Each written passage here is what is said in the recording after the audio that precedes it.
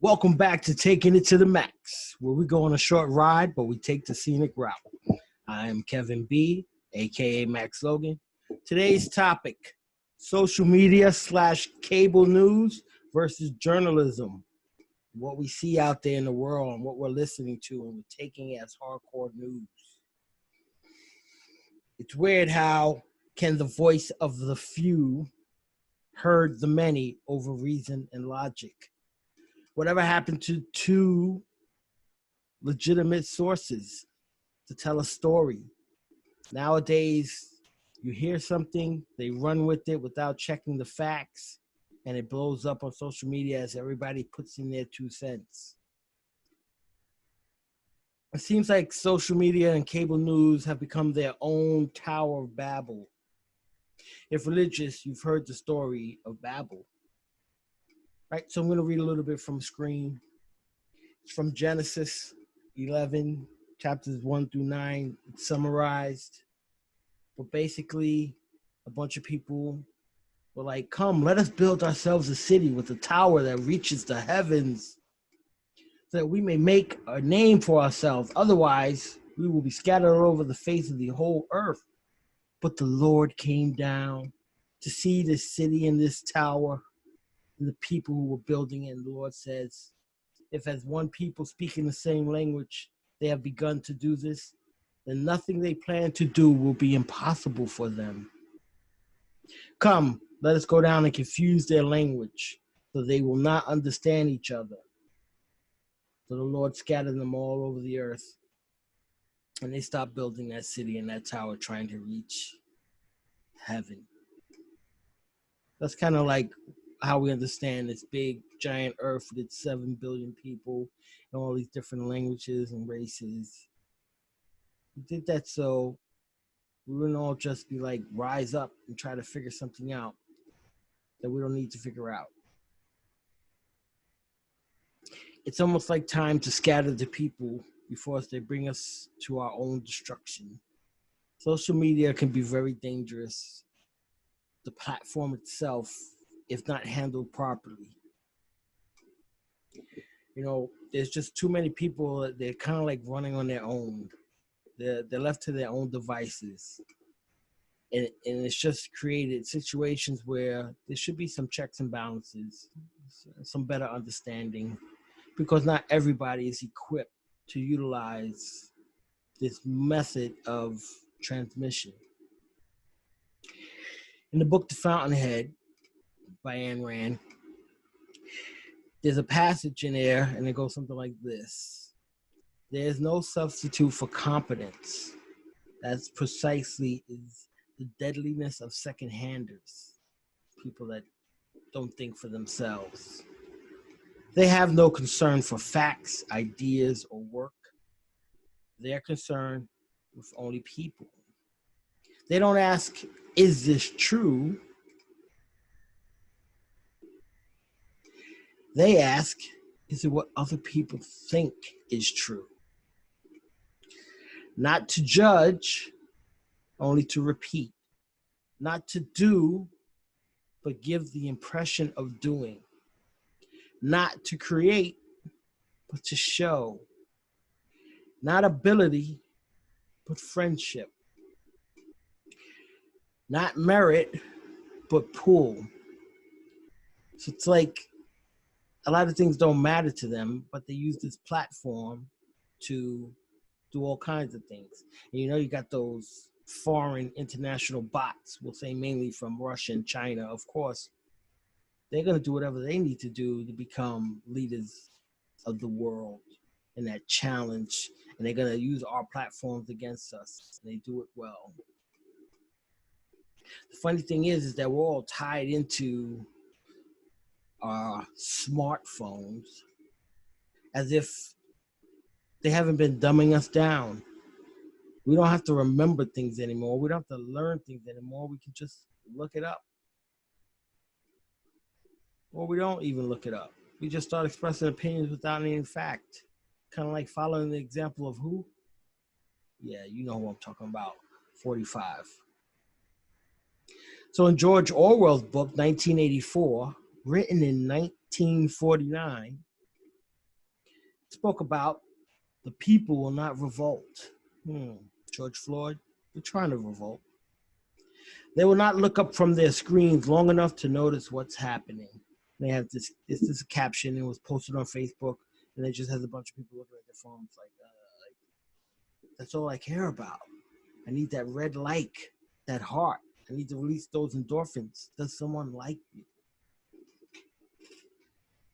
So it's kind of challenging when you start looking at it in terms of this movement that's been happening, and again, how people are responding to it. You have hashtag BLM, Black Lives Matter. And because of some peaceful protests turning into violent protests to some looting, there's this association as if there's some, American-born terrorist group. But no one says those type of things when they talk about the NRA and school shootings. So, take a minute, step back, pump the brakes, and look at it again. Let's talk about it a little bit more.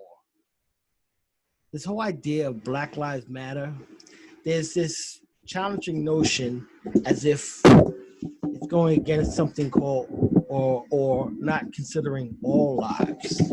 No, there's nothing to do with that. And it's funny, but again, we'll go back to if you're religious, just happen to be religious, right? There's passages in the Bible. Here's one where Jesus is talking. It's like, if you're a Christian, you can't hear Black Lives Matter without feeling the need to respond with criticism that all lives matter, and crack open your Bible and hit up Luke 15. Don't have it handy? They say, here, let me summarize. There are 100 sheep, but one goes missing. Jesus leaves the 99 and goes after the one. The 99, but what about us? Don't we matter? Of course the 99 still matter, but they're not the ones in danger. The one is. Say it again. Black Lives Matter.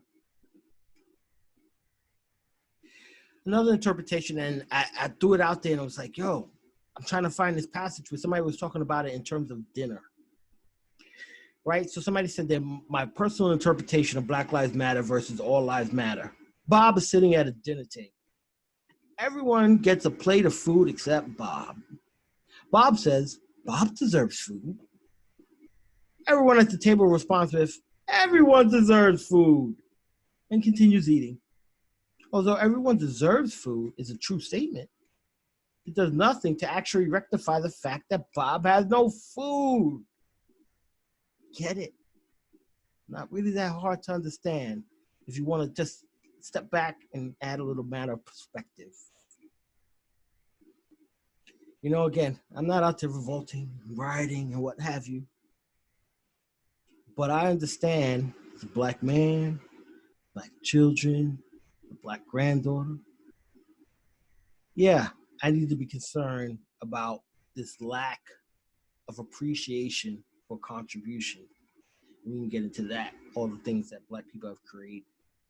Again, it all goes back to slavery, emancipation, Reconstruction, redlining, projects, keeping us down. There's all types of videos.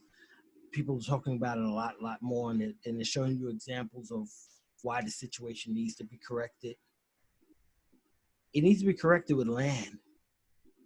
Whether they give it to us or we go out and purchase it, we need to own stuff just like everyone else. And then build up that equal footing. And that's how you change the mindset and perspective. You have to be standing next to one another. You don't just give it to them. It's like we have to tear down these giant enclaves where people are just living on top of each other and they're used for labor. It's just a different version of how you get cheap labor if you keep a person down. You have to give them opportunity, or else they're going to take it. That's just me, pontificating again.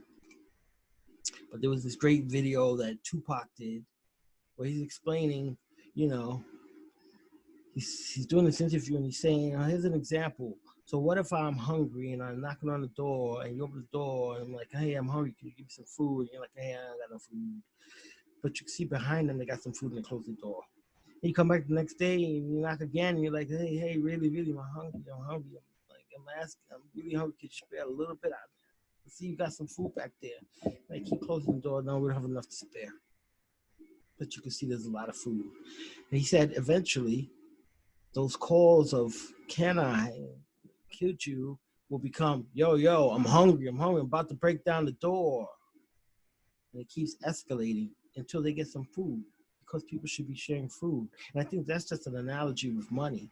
I mean, somewhere they said the problem is not with poverty and ending it. It's saying, when is enough for rich people? It's like you can never satisfy them. They just keep needing more. Yet they can walk and step over a person that doesn't have anything. That's a problem.